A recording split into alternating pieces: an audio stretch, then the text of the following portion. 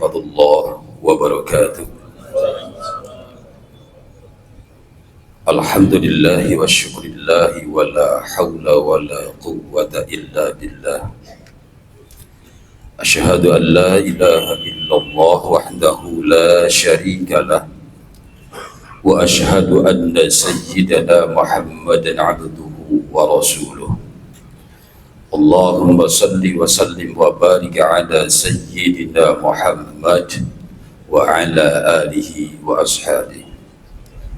Amma ba'du, faqad qala Allah ta'ala fil Qur'anil Karim. A'udzu billahi minasy syaithanir rajim. Bismillahir rahmanir rahim. Yu'til hikmata man yasha' wa man yu'tal hikmata faqad utiya khairan katsira wa ma yadhakkaru illa ulul albab. Shadaqallahul azim. Ma'asyiral muslimin, jamaah sidang salat zuhur Masjid Baitul Adli Kejaksaan Agung yang dirahmati Allah Subhanahu wa taala. Alhamdulillah, seizin Allah Subhanahu wa taala, Allah berkenan memberikan usia yang panjang kepada kita. Mudah-mudahan karunia umur yang Allah anugerahkan mampu kita manfaatkan dalam langkah, dalam setiap waktu, detik demi detik, untuk terus bertafakur dan bersyukur kepada Allah Subhanahu wa taala. Salawat dan salam semoga tercurah kepada junjungan kita Nabi besar Muhammad sallallahu alaihi wasallam, kepada keluarga, para sahabat, dan insyaallah kepada kita semua. Jamaah sidang salat zuhur yang dirahmati Allah Subhanahu wa taala, memanfaatkan kesempatan suasana ta'lim di penghujung Zulhijjah ini. Jadi kalau dalam Qamariyah ini, Hijrah ini adalah bulan terakhir kita. Insyaallah bulan depan kita memasuki awal tahun baru 1446 Hijriah. Dan mudah-mudahan di penghujung bulan ini, dari rangkaian 12 bulan yang kita lalui, kita mampu tingkatkan kualitas iman kita, kualitas amal kita, segala macam kualitas, sehingga pada saat di ujung perjalanan, dan ini adalah hari-hari terakhir kita di bulan Zulhijjah, semoga Allah catatkan sebagai amalan yang terbaik bagi kita semua. Nah, lewat mimbar yang mulia ini, kita renungkan satu kata yang sangat boleh jadi kata ini sering kita ungkapkan, sering kita ucapkan, sering kita dengar, tetapi jadi bahan renungan bagi kita. Apakah kata ini sudah masuk ke dalam relung kalbu kita, terlebih terimplementasi dalam perilaku kita? Kata ini bernama hikmah. Kita sering berucap atau mendengar ucapan, ambil saja hikmahnya. Betul Pak ya? Sering kali. Nah, dengan ungkapan demikian, ada kesan seakan bahwa kata hikmah itu adalah ungkapan untuk menghibur atas sebuah kejadian yang dirasa atau dinilai negatif. Jadi peristiwa misal musibah atau sesuatu yang negatif yang kita rasa, lalu kita mendapat support dari saudara kita, atau kita memberi support pada saudara kita ungkapkan dengan kata ambil hikmahnya. Nah, pertanyaannya, apakah betul kata hikmah itu hanya tertuju pada sebuah peristiwa-peristiwa yang kita kesankan atau kita nilai negatif? Atau memang kata hikmah itu harus selalu ada dalam setiap peristiwa, dalam setiap kejadian, kendati pun itu apakah bernilai atau dirasa positif atau negatif? Nah, kita renungkan dalam beberapa menit ke depan kita, mudah-mudahan ada penambahan ilmu untuk kita semua. Para jamaah yang dirahmati Allah Subhanahu wa taala, menilik firman Allah di ayat 269 Al-Baqarah. Jadi kalau keseluruhan ayat tentang hikmah itu setidaknya ada 26 ayat bicara dalam satu Quran menyinggung kata hikmah. Satu dari 26 itu ada di ayat 269 Al-Baqarah. Allah berfirman, yu'til hikmata may yasha wa may yu'tal hikmata faqad utiya khairan katsira wa ma yadhakkaru illa ulul albab. Kita kerucutkan ayat yang relatif panjang ini, kita ambil dua kata, yaitu kata hikmah dan kata ulul albab. Nah, kira-kira kita sering berucap kata hikmah. Apa sih sesungguhnya hikmah itu? Seringkali kita menganggap bahwa hikmah adalah pelajaran, begitu ya Pak ya? Sekian, ambil hikmahnya, ambil saja sebagai pelajaran oleh kita. Nah, kalau kita menilik pada sebuah kata pelajaran, berarti yang berhak untuk mendapatkan pelajaran itu adalah pelajar. Maka dapat kita simpulkan, tidak semua orang yang mengalami sebuah peristiwa, entah itu positif ataupun negatif, bisa mengambil hikmah atau pelajaran dari sebuah peristiwa itu. Yang kedua pertanyaannya, apakah setiap pelajar bisa mengambil hikmah? Sangat boleh jadi bisa, tetapi kualitatifnya, kualitas hikmahnya itu berbeda-beda. Kita buat analogi, anak-anak di sekolah, gurunya sama, sekolahnya sama, pelajarannya sama, tapi nilainya variatif. Ada yang 5, ada yang 6, ada yang 7 dan sebagainya. Maka ini pun juga kualitas hikmah yang kita dapati oleh individu masing-masing itu sangat juga berpotensi berbeda-beda dan pasti berbeda-beda tergantung pada kualitas kita masing-masing. Para jamaah yang dirahmati Allah Subhanahu wa Ta'ala, hikmah secara tata bahasa itu berasal dari kata hakama. Hakama itu secara bahasa bermakna kendali atau menghalangi. Sehingga lebih luas para ahli tafsir mendefinisikan kata hikmah itu adalah kemampuan seseorang untuk menilai sebuah peristiwa itu baik atau buruk, plus, nah jadi berhenti di situ, kemampuan seseorang menilai sebuah peristiwa itu baik atau buruk, plus kemampuan menjalankan yang baik dan menghindarkan yang buruk. Jadi ini Masya Allah. Jadi kata hikmah itu bukan hanya sekedar tahu itu baik atau buruk, tapi memiliki kemampuan. Jadi bukan hanya memiliki pengetahuan bahwa itu baik atau buruk, tapi juga memiliki kemampuan untuk menjalankan yang baik dan menghindarkan yang buruk. Maka dasar kata dari kata hikmah tadi kendali, kita ingat logika kuda. Kuda ada kendalinya, dia agar sesuai dengan arah tujuannya. Nah, ini para jamaah yang dirahmati Allah Subhanahu wa Ta'ala. Nah, sehingga tidak heran karena begitu pentingnya kata hikmah ini sampai Allah munculkan satu sosok manusia yang Allah abadikan dalam Quran. Yang ini menjadi sebuah perdebatan para ulama.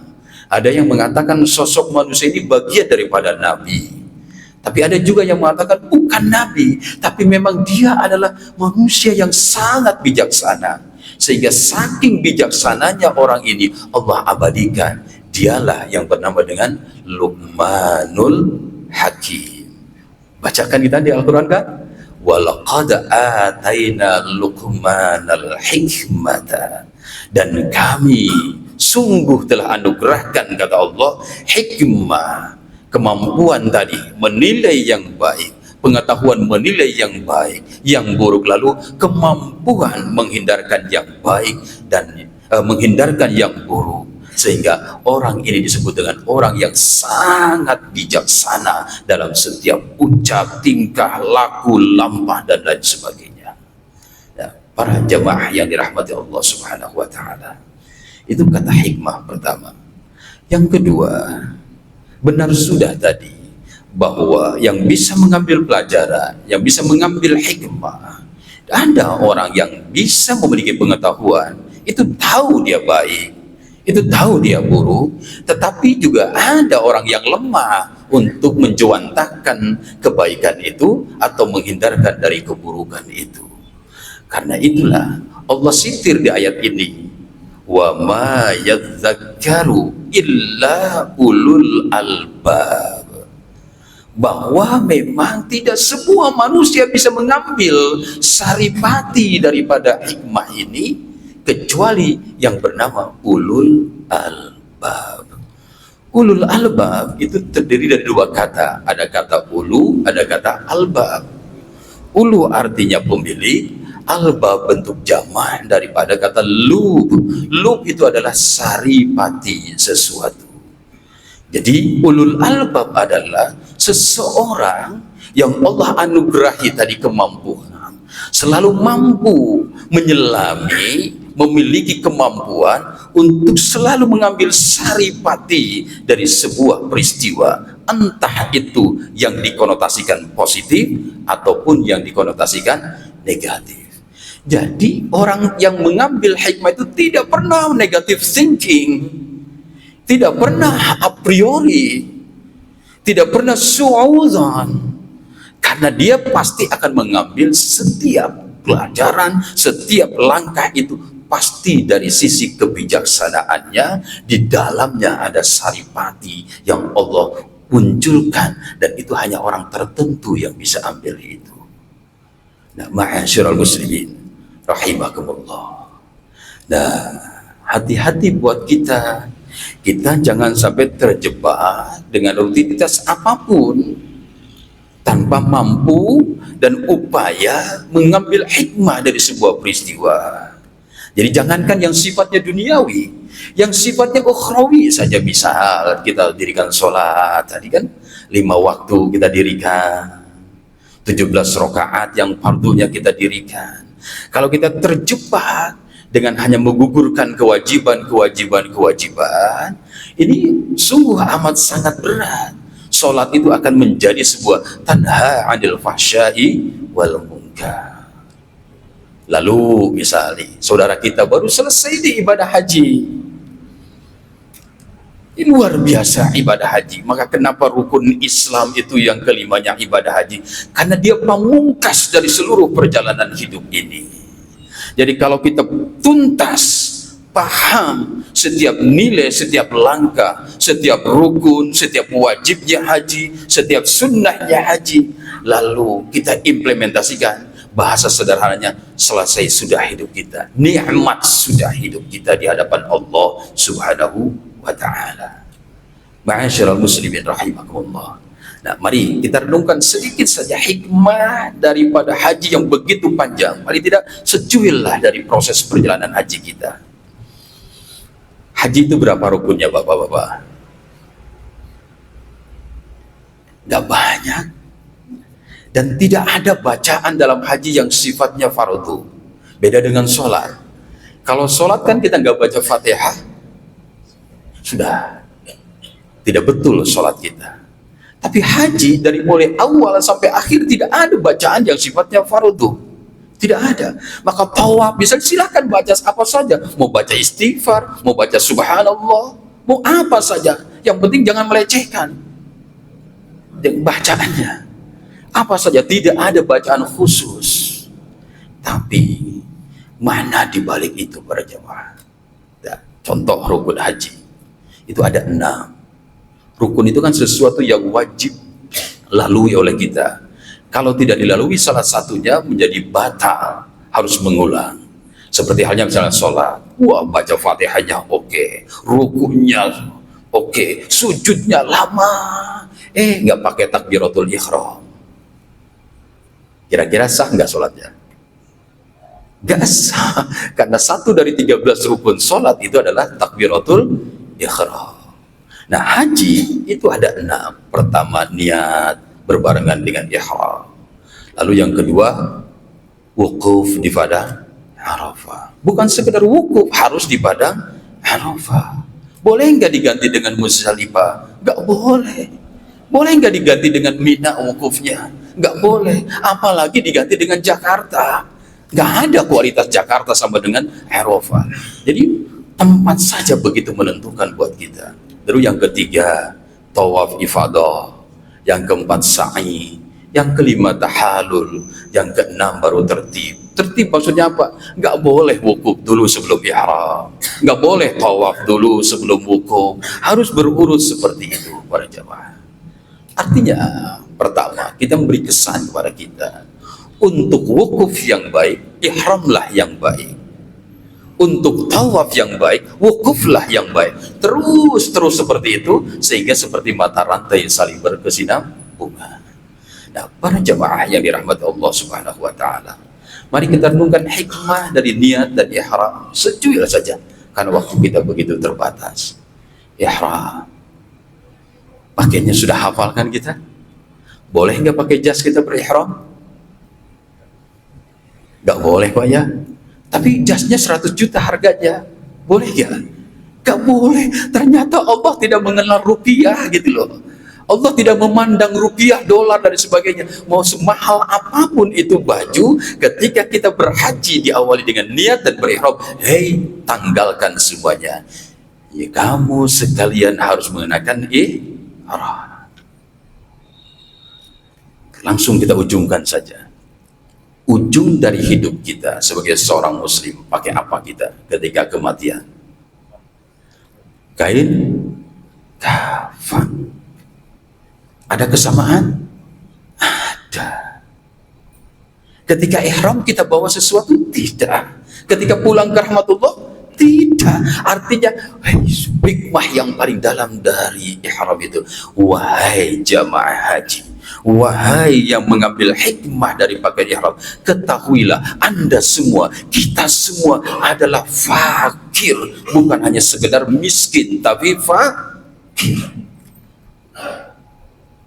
Kebayang sama kita, di dunia saja kita fakir ekonomi, betapa repot dan betapa kesulitannya. Apalagi kita fakir iman, fakir kualitas itu. Sementara hidup tidak selesai dengan kematian.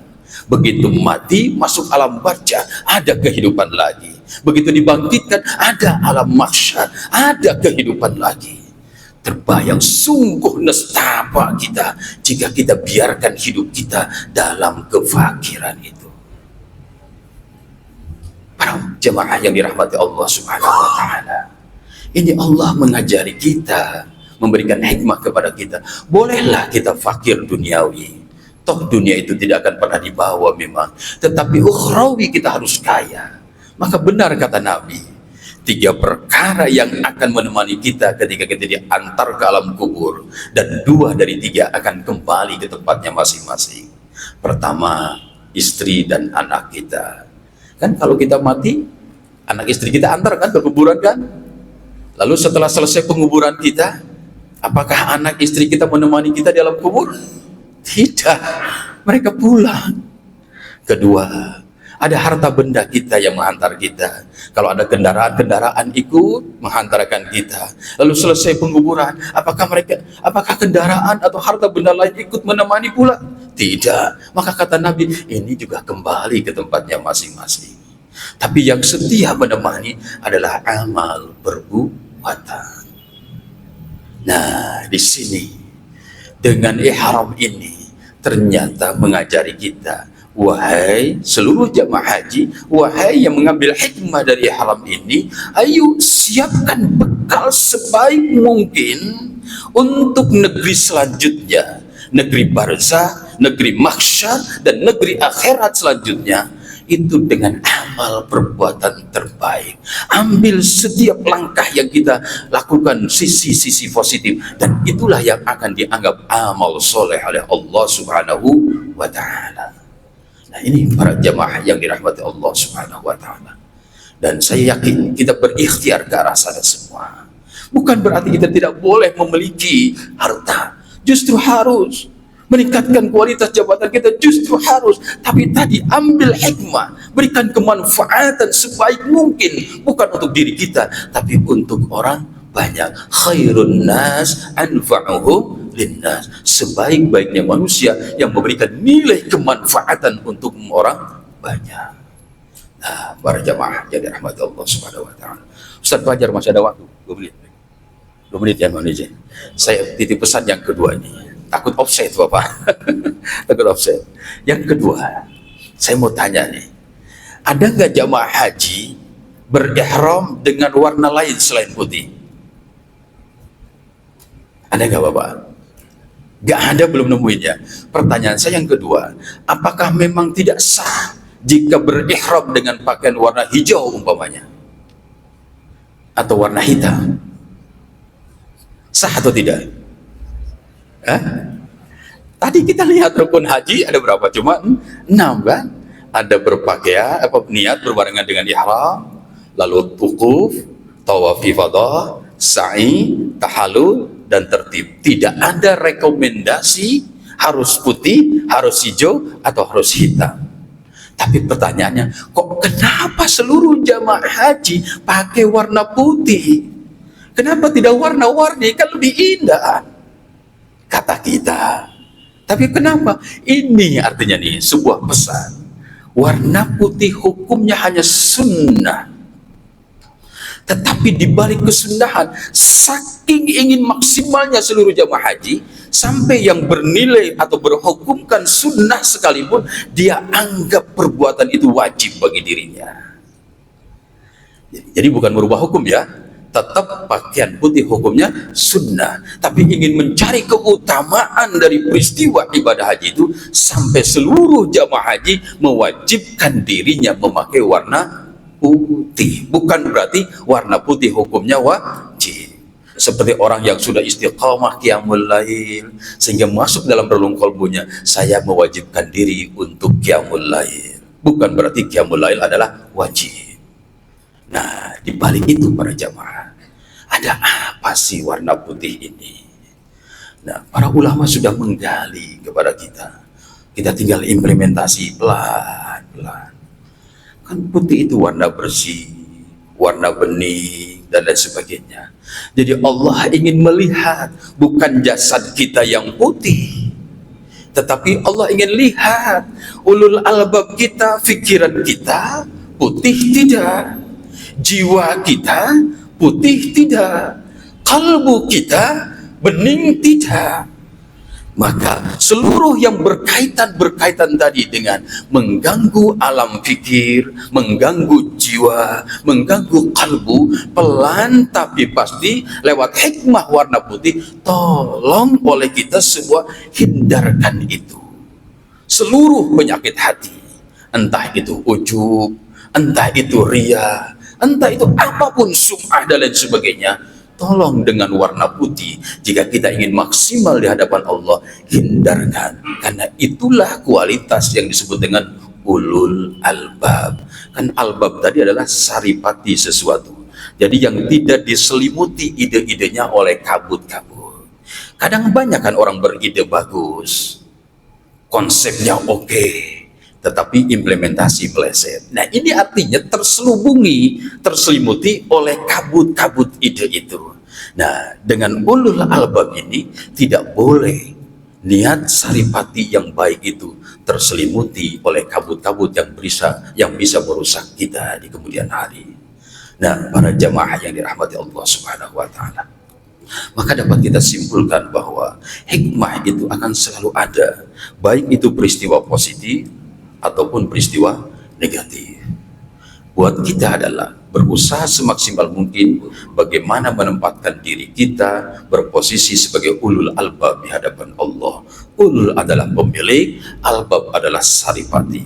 Tugas kita berarti adalah terus pertajam jiwa kita, pertajam kalbu kita, pertajam pikiran kita. Kalau dalam bahasa keberbakatannya, pertajam spiritual kita, emosional kita, dan intelektual kita. 3 komponen ini kita satukan, insya Allah Allah akan hadirkan pada kita, dialah orang-orang yang ulul albab. Kalau sudah ulul albab, Allah memastikan pasti kita akan mengambil hikmah dari setiap peristiwa yang kita jalani atau kita alami. Demikian para jamaah yang saya sampaikan. Mudah-mudahan ada manfaat, ada hikmah bagi kita semua, dan semoga Allah tetap meneguhkan hati kita mencurahkan taufik dan hidayahnya kepada kita semua. Wal afu minkum. Wassalamualaikum warahmatullahi wabarakatuh.